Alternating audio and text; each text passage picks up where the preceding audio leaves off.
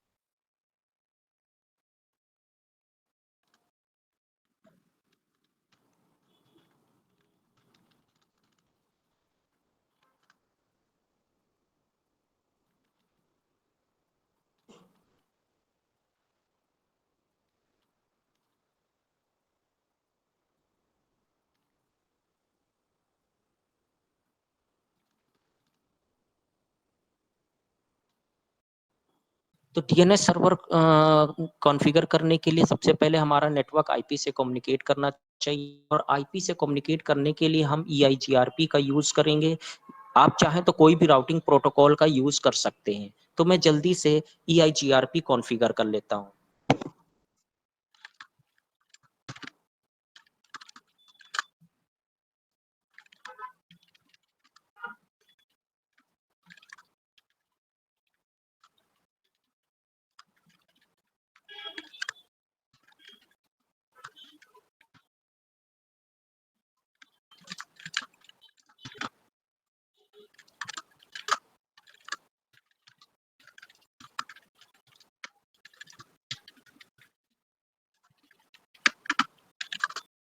Routing protocol configure करने के बाद अब मैं पहले आईपी से कनेक्टिविटी चेक कर लेता हूँ, क्या मेरे सर्वर आईपी से कम्युनिकेट कर रहे हैं।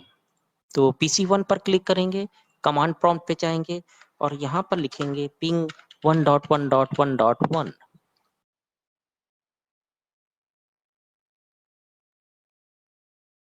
तो ये देखिए सक्सेसफुली रिप्लाई आईपी से आ रहा है। उसके बाद सर्वर से भी देख लेते हैं। पिंग 110.12.222.1। ओके, गलत हो गया, आईपी मैंने गलत दे दी, यहाँ पर 12 होगा, तो सक्सेसफुली रिप्लाई आ रहा है। अब चलिए हम डीएनएस सर्वर को कॉन्फ़िगर करते हैं। तो इसको हम, ये जो सर्वर है मेरा, इसको मैं अपना यूट्यूब मान लेता हूँ, इसको मैं youtube.com, ठीक है, ये मेरा डीएनएस सर्वर रहेगा, डीएनएस सर्वर। अब मैं डीएनएस सर्वर पे कुछ रिकॉर्ड्स क्रिएट कर देता हूं। तो रिकॉर्ड क्रिएट करने के लिए आपको डीएनएस सर्वर पर क्लिक करना है, फिर सर्विसेज पर जाना है, यहाँ पर देखिए डीएनएस सर्वर का ऑप्शन मिलेगा, इसको आप ऑन कर लीजिए और यहाँ पर आप नाम दे दीजिए youtube.com। youtube.com देने के बाद यहाँ पर आप अपने जो भी आईपी देना चाहें वो आईपी, तो हमारे यूट्यूब सर्वर का आईपी क्या है 110.12.222.1 और यहाँ पर ऐड कर दीजिए, ठीक है।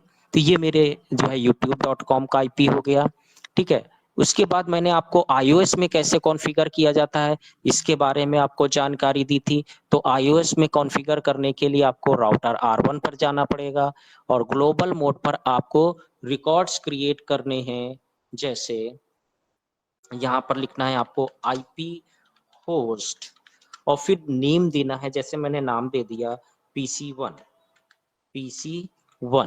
और PC1 का आईपी तो 192.168.0.10 एंटर कर देंगे।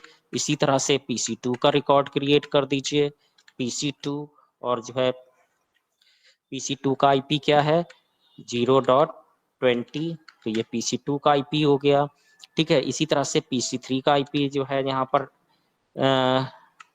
एंटर कर देंगे, तो ये हमारे क्या कहलाते हैं होस्ट रिकॉर्ड कहलाते हैं।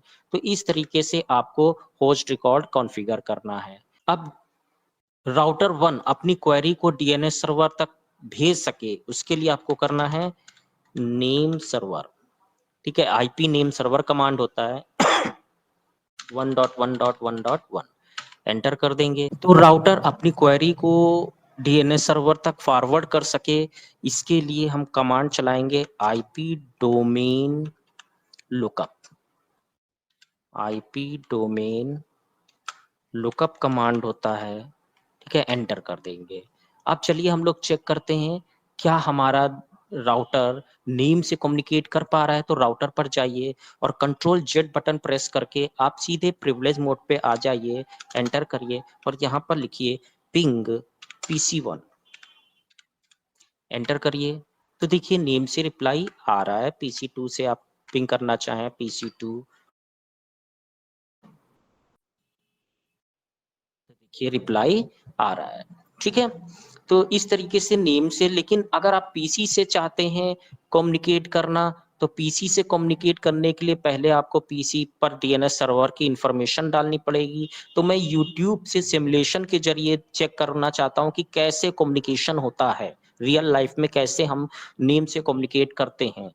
तो इसके लिए सबसे पहले हमको अपना क्या करना होगा, अपने डीएनएस सर्वर की इंफॉर्मेशन डालनी होगी। तो अपने पीसी के लैन कार्ड के प्रॉपर्टीज में जाएंगे और डीएनएस सर्वर की इंफॉर्मेशन डालेंगे और फिर उसके बाद हम चेक करेंगे।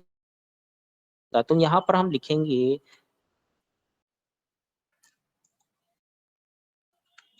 पिंग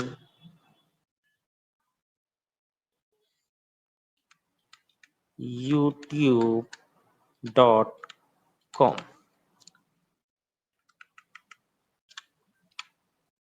youtube.com को पिंग करेंगे, इसके लिए हम सिमुलेशन मोड पर चलते हैं और यहाँ पर एंटर कर देंगे। तो यहाँ पर देखिए सबसे पहले आपका क्या होगा, नेक्स्ट करते हैं, ये आर पाएगा, गेटवे का आर पहले पता करेगा क्योंकि दूसरे नेटवर्क का है। तो सबसे पहले गेटवे के पास जाएगा, गेटवे का आर पता करके पीसी अपनी आर्क टेबल में उसको एंट्री करेगा और उसके बाद आईसीएमपी पैकेट जाएगा किसके पास में, डीएनएस सर्वर के पास में।